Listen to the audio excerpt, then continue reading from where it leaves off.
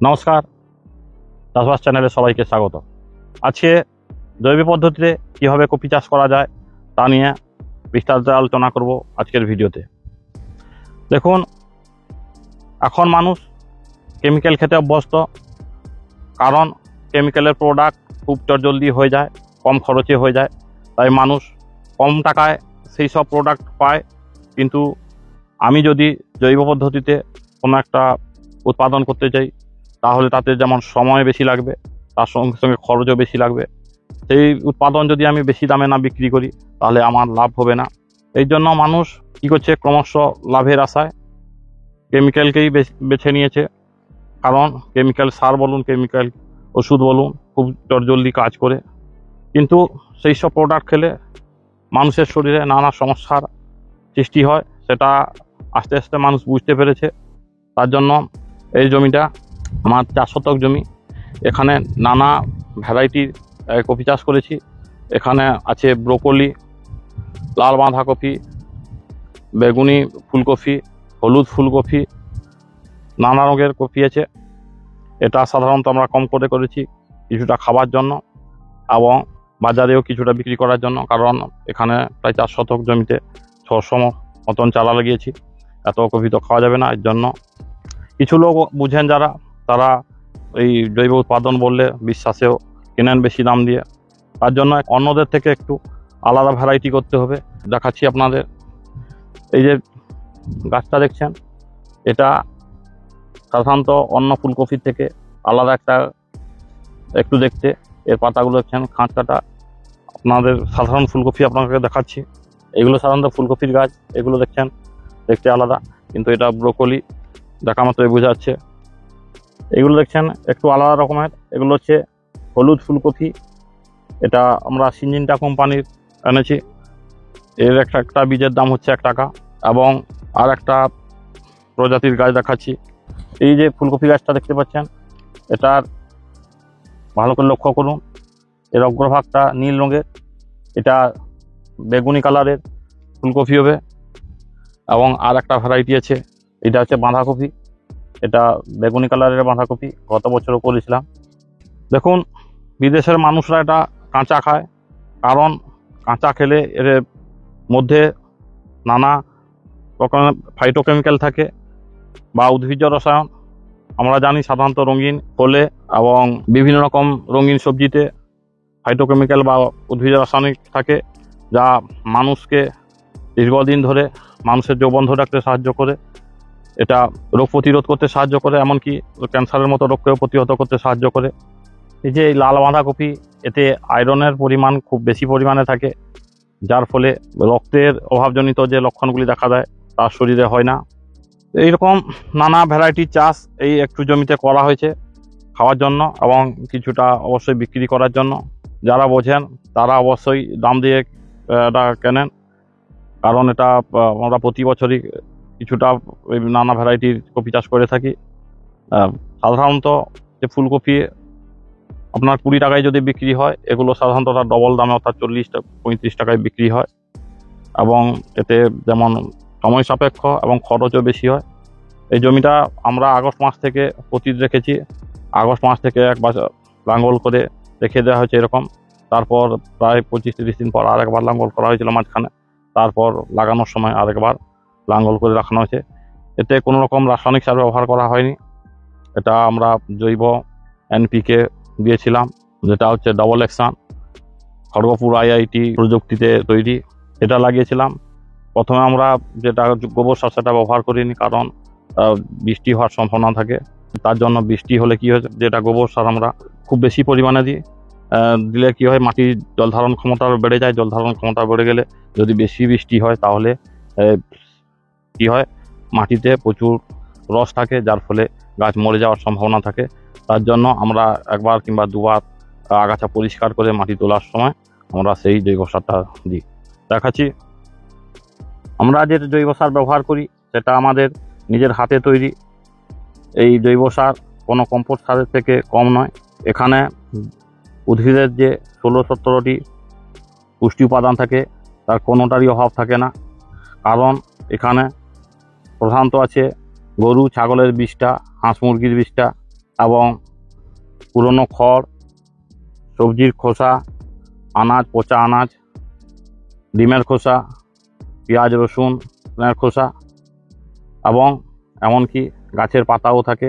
এটাকে আমরা একটা গর্তের মধ্যে জমিয়ে রাখি, প্রতিদিন ফেলতে থাকি। একটা নির্দিষ্ট সময় হলে, মোটামুটি বৃষ্টি যখন বন্ধ হয়ে যায় অর্থাৎ আগস্ট মাসের দিকে, তার উপরে এটা হালকা খড় বিছিয়ে দিই। মাটি যদি উপরে মাটির প্রলেপ একটা দেওয়া হয় তাহলে ভালো, কিন্তু এত সময় থাকে না। তারপর এটাকে 2-3 মাস পরে বের করি। দেখছেন পুরো পাউডারের মতন গুঁড়ো হয়ে গেছে এবং এতে পটাশিয়াম, ফসফরাস, ক্যালসিয়াম, উদ্ভিদের যতগুলো গুরুত্বপূর্ণ পুষ্টি উপাদান প্রায় সবগুলি থাকে। এবং এই জমিটা যেহেতু আমরা জৈব পদ্ধতিতে করছি, সেই জন্য আগেই বলেছি, আগে আমরা ডাবল অ্যাকশন এনপিকে দিয়েছিলাম। এরপর আমরা এইটা 4 শতক জমিতে ইউরিয়া সারের বস্তায় 4 বস্তা আমরা এই জৈব সার এইভাবে দিয়ে দেব। এই 4 বস্তায় প্রায় 2 কুইন্টালের মতো হবে। এবং এটা যেহেতু পুরো জৈব পদ্ধতিতে, কোনো রাসায়নিক নেই, তার জন্য গাছের উপর পড়লেও কোনো ক্ষতি হবে না। এগুলো করে বাতাস দিলে কীভাবে গাছ থেকে কিংবা মাটি তোলার সময় এগুলো ঝরে পড়ে যাবে, এতে উদ্ভিদের কিংবা পাতার কোনো ক্ষতি হবে না। এইভাবে সমান্তরালভাবে এটা লাগানোর পর থেকে মোটামুটি 2 বার আগাছা পরিষ্কার করতে হয়েছে। ঘূর্ণিঝড়, দানার প্রভাবে কিছু গাছ মরে গেছিলো, সেগুলো গোঁজা দিয়ে মোটামুটি ঠিকঠাক করে দেওয়া হয়েছে। এটা একটু যেহেতু সাইজে বড় হয় ব্রোকলি, তার জন্য এ লাইনের দূরত্ব আমরা করেছি 20 ইঞ্চি এবং একটা থেকে একটা গাছের দূরত্ব 20 ইঞ্চি করেছি। এরপর সেচ দিতে হবে। এগুলো কোদালের সাহায্যে এইভাবে আগাছা পরিষ্কার করে দেওয়া হয়েছে হালকা কুপিয়ে। এবং যেহেতু বৃষ্টি হওয়ার ফলে মাটিটা বসে গেছিলো, তার জন্য মাটি আলগা হয়ে গেছে এভাবে কোদালের সাহায্যে করতে। কিন্তু কোদালের সাহায্যে কোপানোর পরও আগাছাগুলো থেকে যায়, কারণ যে আগাছাগুলোর মূলের সঙ্গে মাটি জড়িয়ে থাকে সেগুলো সহজে মরে না। এর জন্য পায়ের সাহায্যে এইভাবে নাড়িয়ে দিতে হয়। এবং সরু সরু যেগুলো আছে সেগুলো না তুললেও চলবে, কারণ যে পদ্ধতিতে আমরা মাটি দিই তাতে সরু সরু আগাছাগুলো ঢেকে যায়। আপনাদের দেখাচ্ছি, এখানে দেখছেন এই সরু সরু অনেক আগাছা আছে, কিন্তু মাটি তোলার পর দেখবেন সেগুলো একটাও দেখা যাবে না। এবং মাটিটা সমান্তরালভাবে তুলতে হবে, কারণ মাটি যদি আমি যেমন তেমন দিয়ে দিই তাহলে গাছও ঢেকে যেতে পারে। এবং কোনো জায়গায় যদি একটু নিচু থাকে, যেহেতু জল পুরো গড়িয়ে যাবে মাথা থেকে সে মাথা পর্যন্ত, সেইখান দিয়ে এক লাইনের জল অন্য লাইনে চলে যেতে পারে।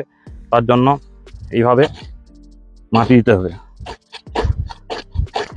এটাও দীর্ঘদিনের অভ্যাসের ফল, সবাই এভাবে দিতে পারে না। দেখছেন পুরোটা সমান্তরালভাবে থাকছে এবং আগাছাগুলো ঢেকে যাচ্ছে। যেহেতু সেচ দিতে হবে, এর জন্য মাটি তোলার একটা প্রযুক্তি আছে। দেখছেন এইটা হচ্ছে প্রধান লাইন, এখানে সেই মাথায় বা যে কোনো মাথায় জল দিতে হবে।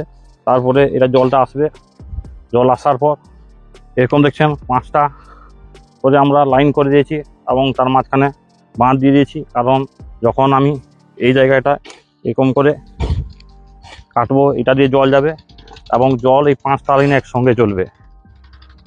5টা লাইনের সঙ্গে যাওয়ার ফলে সব লাইনগুলো মানে নালার উচ্চতা সব জায়গায় সমান নয়, কোথাও হালকা উঁচু কোথাও নিচু আছে, এর জন্য সবগুলো একসাথে জল যায় না। যার জন্য কি করেছি, পিছনের পাশে দেখাতে বলছি, এরকম কোনোটায় হয়তো আগে চলে গেল জল, কোনটা পিছিয়ে গেছে। তার জন্য যে 5টা লাইনে আমরা উপরে বাঁধ দিয়েছিলাম, সেই 5টা লাইনে আমরা নিচেও বাঁধ দিয়েছি এবং প্রত্যেকটা লাইনের শেষ প্রান্ত খুলে দিয়েছি। দেখতে পাচ্ছেন, ধরুন এইটাই পড়ে এলো, এইটা এই নালাটায় জল আগে চলে এসছে, তাহলে এই জলটা আবার ব্যাক করে পিছন থেকে ঘুরে যাবে, যার ফলে জলের যে সমুচ্চশীলতা ধর্ম আছে সবগুলাতেই সমানভাবে জল পাবে। তবে একটা কথা বলবো, সবাই এই জৈব পদ্ধতিতে করতে সাহস পায় না বা করতে চায় না, কারণ চাষিরা সাধারণত পেটের দায়ে চাষ করে। এই জৈব পদ্ধতিতে চাষ করলে আপনার বেশি দামে বিক্রি না করলে চাষির লাভ থাকবে না, সেই জন্য চাষ করতে অনেকেই পিছিয়ে যায়।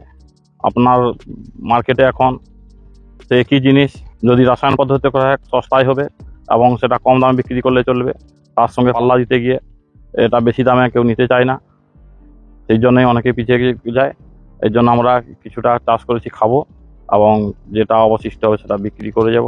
কিছু কিছু খরিদ্দার আছে মোটামুটি দামেও ক্রয় করেন।